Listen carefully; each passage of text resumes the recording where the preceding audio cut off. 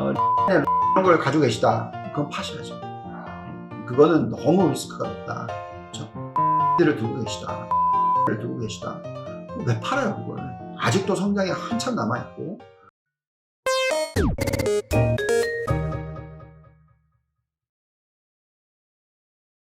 인사이트 브리핑에 이어서 개미들이 궁금해할 만한 사항을 본부장님께 질문하는 시간을 갖도록 하겠습니다. 네.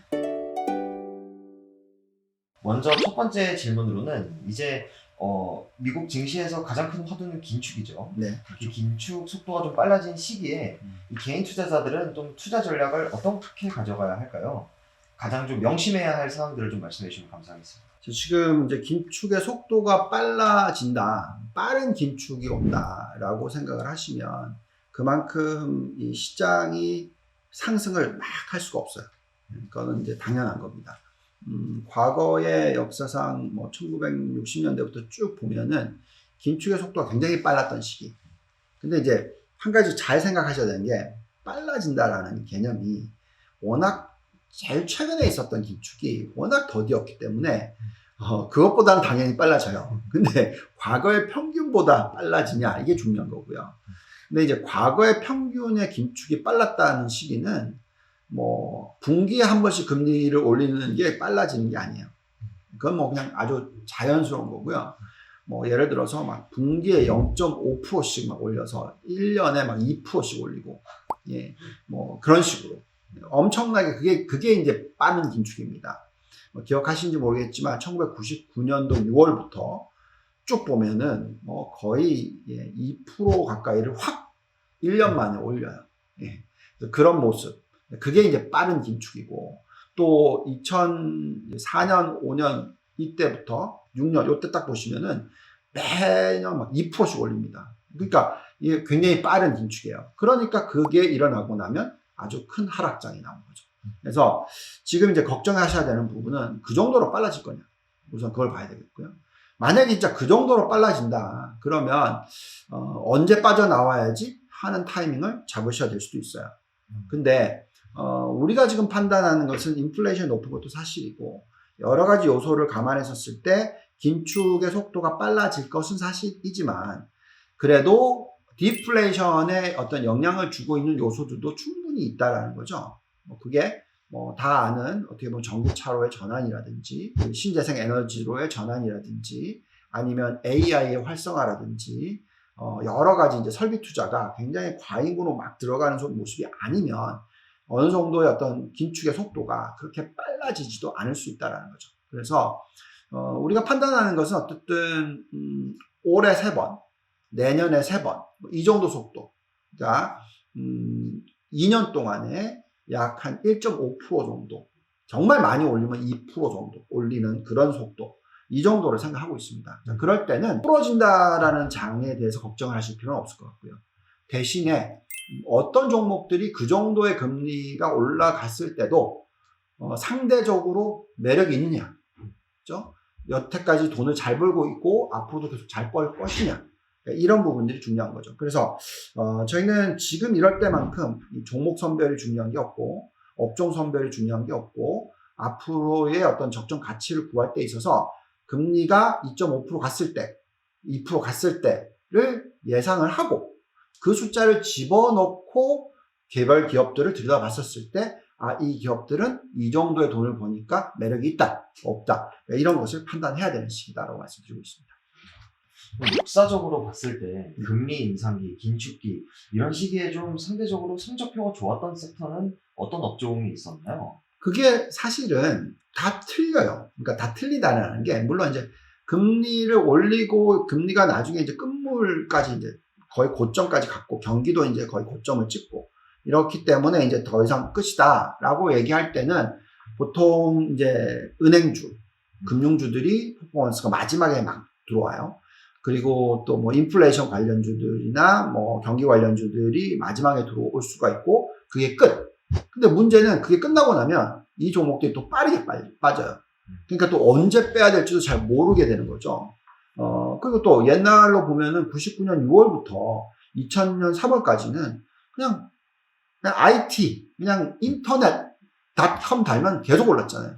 그러니까 그것도 어떻게 보면 과열일 때 그러니까 뭐가 더 성장을 하느냐가 중요해지는 거죠. 즉 성장을 한다라는 것은 매출 증가율이 나오느냐 하는 부분입니다. 그래서 지금 앞으로는 저희는 이제 이 중요한 섹터가 뭐냐 다 시기별로 틀리다고 말씀을 드렸어요.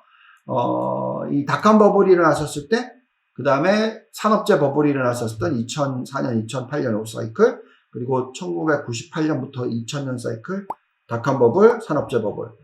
닷컴 버블 때는 그냥 성장주 기술주. 그 다음에 산업재 버블 때는, 아무래도 이제 원자재, 뭐, 인플레이션 관련주, 금융주, 막 이랬고요. 근데 제일 최근에 있었던 사이클 때, 언제냐면 2015년부터 2018년 요때, 금리를 올릴 때, 이때는 성장주도 오르고, 가치주도 오르고, 다 같이 올라요. 그래서 결국은 실적이 좋은 종목 위주로 올라가는 모습이 나온다. 이번에도 비슷하지 않을까. 어느 쪽이 다 좋다를 떠나서 결국은 이제 섹터 안에서도, 물론 몇몇 섹터는 정말 돈을 많이 벌고 있으니까, 예, 그거는 이제 뭐 말씀을 드리겠지만, 어쨌든 지금 현재 시점에서는 섹터 안에서도 돈을 잘 벌고 못 벌고 하는 것을 판단을 하셔서 투자하는 게 좋겠다 말씀드리고 있습니다. 피해야 될 섹터 이런 거를 따진다기보다는 돈을 못 버는 기업들을 걸러내는 선구안이 좀 중요한 시기라고 볼 수 있겠네요. 네. 예를 들어서 메타버스다. 성장에 대해서 기대가 많잖아요. 네. 근데 그게 실적으로 나올 때까지는 얼마나 걸릴까요? 아무도 모르죠. 모르죠. 네. 그럼 안 건드려야죠. 현재 시점에서는. 물론. 근데 그 메타버스가 성장을 해요. 매출이 막 일어나요. 그럼 거기에 부품을 넣고 거기에 생태계와 연결이 돼서 실적으로 나오는 회사가 뭐겠어요? 엔비디아 같은 회사가 있죠. 그건 사야죠. 그러니까 무슨 얘기냐면 어떤 업종이 있는데 그 업종이 미래지향적이야. 그래서 엄청난 세일즈가 늘어나고 있어요. 근데 그렇지만 그 안에서도 현재는 돈을 버는 애들이 있고 못 버는 애들이 있는데 그 버는 애들 쪽으로 투자를 해야 된다. 그래야지 그쪽이 또 투자를 더 하고 계속적으로 어떤 이 성과가 이루어지고 선순환 구조가 나오죠. 근데 지금 돈을 못 벌고 있으면 투자 금액은 엄청나게 들어가야 되는데 투자 못 하잖아요. 그렇죠. 또 돈을 끌어와야죠. 그러면 채권을 발행을 하는데 한도가 있으니 당연히 에코티를 들고 들어오겠죠. 그럼 에코티를 가지고 오면 그거는 다일루션이라고 하죠. 주주 가치가 현재 주주 가치가 떨어지게 돼 있단 말이죠. 그런 종목은 피하셔야죠. 지금 현재 같은 환경에서 그렇게 말씀드릴 수 있을 것 같습니다. 사실 그 국내 투자자들이 보유하고 있는 종목들을 보면은 네. ETF를 빼고 이제 대부분 빅테크 전기차주입니다. 네. 사실 전부 빅테크 전기차주입니다. 네. 근데 이런 일반적인 상식으로 봤을 때 이런 성장주가 긴축 시기엔 좀 불리할 것 같은데 내가 만약에 이런 빅테크 전기차 이런 쪽 성장주 위주로 포트폴리오를 구성해놨다면 어떻게 좀 대응을 해야 될까요? 저는 뭐 크게 건드리지 말라고 말씀드려요. 왜 그러냐면 빅테크 전기차주라고 얘기를 하지만 그래도 대부분이 테슬라일 거고, 예, 그러니까 전기차로 따지면 뭐 리비안, 루시드 이런 쪽의 투자는 적을 거 아니겠어요. 그걸 안 하셨으니까. 만약 근데 리비안이나 루시드 이런 걸 가지고 계시다, 그건 파셔야죠. 그거는 너무 리스크가 높다. 그렇죠? 그냥 테슬라를 가지고 계시면 훨씬 마음 편하실 거고 훨씬 펀디멘탈이 뒷받침이 된다라고 말씀을 드리겠고, 그 다음에 이제 빅테크 중에서 지금 반도체다, 뭐 AMD를 두고 계시다, 엔비디아를 두고 계시다, 왜 팔아요 그걸? 예, 지금 아직도 성장이 한참 남아있고, 뭐 앞으로 이 반도체 업종은 전체 업종 자체가 이미 컨설데이션이 끝나서 워낙 돈을 많이 벌고 있고 계속 많이 벌 거고 앞으로 성장이 계속 일어날 건데 굳이 그거를 금리가 좀 올라간다고 해서 건드릴 필요가 전혀 없다라고 말씀을 드리겠고요. 뭐 그렇지만 정말 아직까지는 매출이 없는데 앞으로 정말 많이 성장할 거다라고 얘기하는 종목이 좀 많은 게 아크 인베스트먼트죠. 네. 예. 너무 미래지향적이니까 지금 현 시점에서는. 물론 앞으로 10년 뒤엔 정말 좋을 수도 있어요. 근데 앞으로 한 1, 2년 동안에 주가가 못 오르는 그런 환경이 나올 수도 있어요. 그래서 결국은 숫자가 뒷받침되지 않는 성장주를 두고 계시다면 본인이 한번 보세요. 봤었을 때 매출 증가율이 얼마나 오고 있지? 뭐 여기 안에서 지금 영업 적자야? 어떡하지? 그러니까 이렇게 되셔야 된다는 거죠. 영업 흑자네, 돈 많이 버네, 계속 성장을 할 수 있네. 그러면 들고 계셔야 됩니다. 그래서 개별적으로 뭐 어떤 종목을 들고 있느냐 마느냐는 그 회사가 지금 현재 돈을 벌고 있느냐 없느냐 여기에 초점을 맞추시는 게 맞다 말씀드리겠습니다. 명확한 기준을 주신 것 같습니다. 유고 부장님 생각에 이제 올해를 가장 빛낼 주식을 이렇게 좀 종목을 하나 말씀해 주신다면 어떤 게 있을까요? 만약에 이렇게 종목을 말씀하시기 부담스럽다. 네, 못해요. 이러면은 이제 어떤 섹터인지 이 분야 네 말씀해 주시면 감사하겠습니다. 제가 이제 주말에 계속 이제 숫자들을 쭉 들여다보고 있는데, 그냥 업종으로 보면, 정말 숫자가 좋구나. 이렇게 좋을 수 있나 하는 것들이 대부분 빅테크 종목들이에요. 예. 그 종목도 얘기할 수 있겠네요. 그래서 그 아마존이랑 구글이 확 올라왔더라고요. 굉장히 매력 있게. 그리고 또 페이스북도 확 올라왔더라고요. 그래서 저희는 이제 그런 종목을 들고 계시다면 굳이 파실 필요가 없고, 오히려 이제 조정을 받을 때마다 더 사시는 게 나을 것 같고요. 그 이외에 이제 업종으로 보자면 정말 반도체 업종과 또 이제 미래지향적으로 봤었을 때 신재생 에너지 업종이 매출이 엄청나게 늘어나면서 신재생 에너지 같은 경우에는 적자에서 흑자 전환을 하기 시작하는 해가 올해일 것 같아요. 이건 정말 좋습니다. 그래서 이쪽은 보셔야 될 것 같고, 반도체는 계속 돈 잘 벌고 왔고 또 계속 잘 벌 것 같고, 물론 수급 부분에 있어서 이제 앞으로 설비 투자가 좀 많이 일어나면 마진이 좀 축소가 될 수 있는 가능성에 대해서도 얘기를 하실 수 있으나, 어쨌든 지금 아직까지도 한참 저평가다라는 숫자가 나와요. 그래서 저희는 어쨌든 반도체, 신재생 에너지 이쪽은 꼭 들고 가셔야 된다. 그 다음에 빅테크 중에서도 종목들을 쭉 뽑아보시고, 상대적인 매력도가 있는 종목들을 좀 뽑아보시고, 그 다음에 이제 좀 더 나아가면 우리가 반도체와 신재생 에너지만 성장주가 아니고 우리가 또 바이오주들도 성장주로 보거든요. 그래서 바이오주 안에서도 종목을 고르기가 정말 어렵기 때문에 바이오 ETF 정도 들고 가시는 것도 나쁘지 않아 보이고요. 그 다음에 이제 가치주라고 흔히 얘기하는 뭐 원자재, 그죠? 그 다음에 이제 화석연료 에너지 관련된 유가 관련된 종목들, 그리고 또 금융주, 또 산업재 관련주들, 그리고 소비주, 이런 분들이 있습니다. 그것도 다 사시는 게 아니라, 요즘에는 약간 좀 그런 느낌을 받았어요. 리오프닝 주다. 그래서 주가 많이 올랐잖아요. 그 회사들을 들여다보면은, 이제는 밸류에이션이 좀 비싸 보이네? 하는 종목들이 좀 많아요. 그래서 무조건 또 리오프닝 주를 다 사세요. 성장주 다 팔고, 이 전략도 안 되고요. 그래서 저희는 그렇게 종목들을 좀 공부를 하시는 시간, 대충 어쨌든 업종이랑 큰 종목도 말씀드렸잖아요. 참고를 하시고, 꼭 공부를 하시고 흔들림이 오더라도 버틸 수 있을 종목을 올해는 들고 가셔야 된다라고 말씀드리겠습니다. 공급망 병목 현상이 사실 작년 한 해 동안 증시를 좀 많이 위협했던 요소였습니다. 네. 올해는 좀 나아질 거라는 관측이 많긴 하지만 이제 제가 느끼기엔 작년에도 해결될 거란 목소리가 올랐었거든요. 네. 본부장님 생각에는 어떠실까요? 올해 이런 수급 문제, 공급망 문제 같은 게 좀 나아질까요? 네.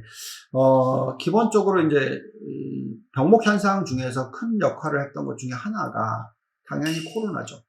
예. 코로나가 워낙 그렇게 되다 보니까 베트남이든 이런 어떤 이 생산을 해내는 국가들에서 어떤 이 문제점이 생겼었죠. 그러다 보니까 생산 차질이 나오면서의 문제가 있었고요. 물론 그 이외에도 사실 설비 투자가 많이 빠르게 늘어나지 않았던 부분에 있어서 어떤 병목 현상도 있습니다. 그래서 두 개가 다 포함이 될 것 같아요. 그래서 저희가 생각할 때는 어쨌든 지금이 피크다, 이거는 알겠고요. 그리고 앞으로 그 병목 현상의 어떤 위험 요소는 향후 떨어질 거다, 이것도 알고 있습니다.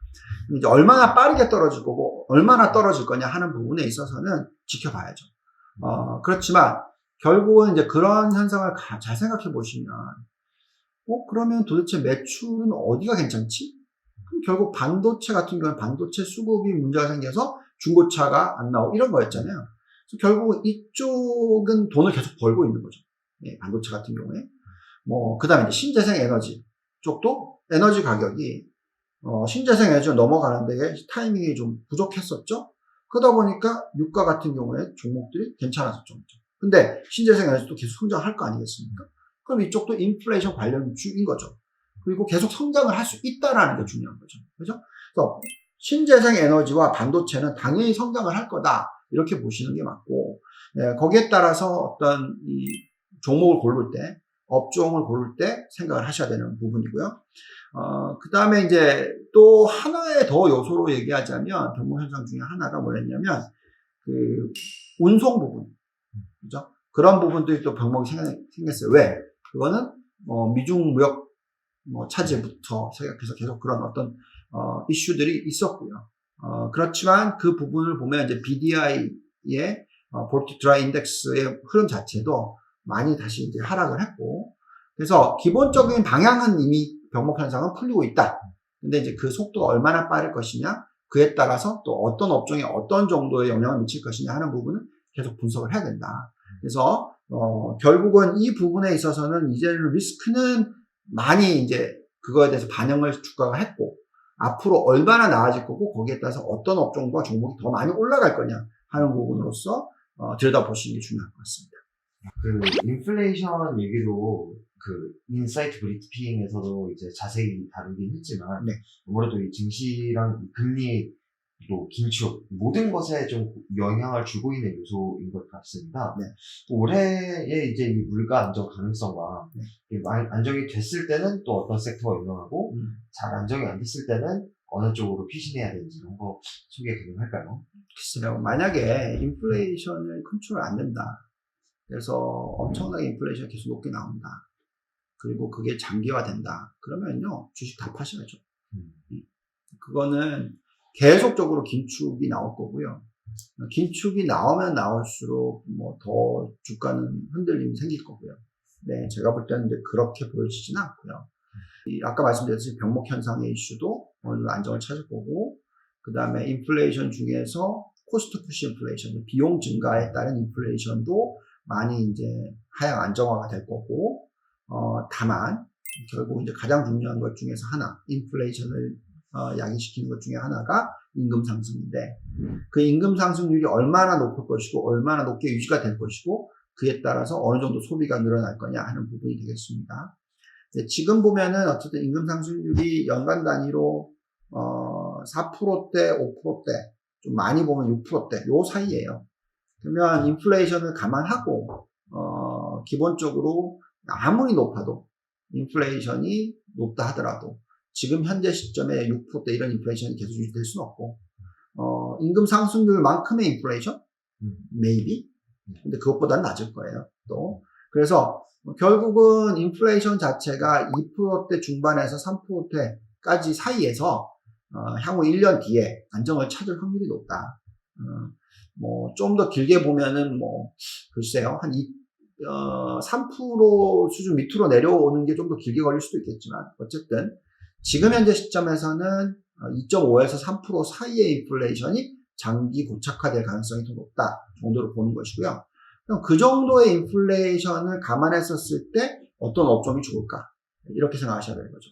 만약에 그냥 인플레이션이 너무너무 높을 거다 그러면 말씀하신 대로 원자재, 산업재 이런 쪽에 그냥 초점을 맞추시고 그게 엄청난 버블로 갈 거라 생각하고 그걸 투자하고 나머지 주식 투자 안 하고 이렇게 할 수 있는 것이고요.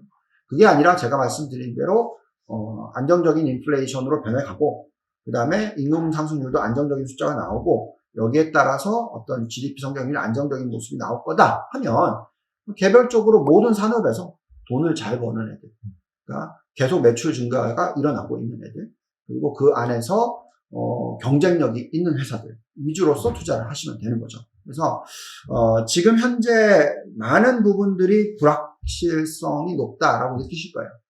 그렇지만 이럴 때마다 저는 어떻게 가냐면 숫자를 봐요. 그냥 개별 종목을 들여다봅니다.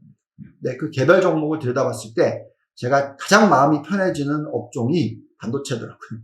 그래서 또 신재생 에너지도 그렇고. 그래서 너무 걱정은 하지 않으셔도 되지 않을까 하는 기대를 가지고 있는 그런 업종들이니까 잘 보시면서 투자 판단을 하시면 될 것 같습니다.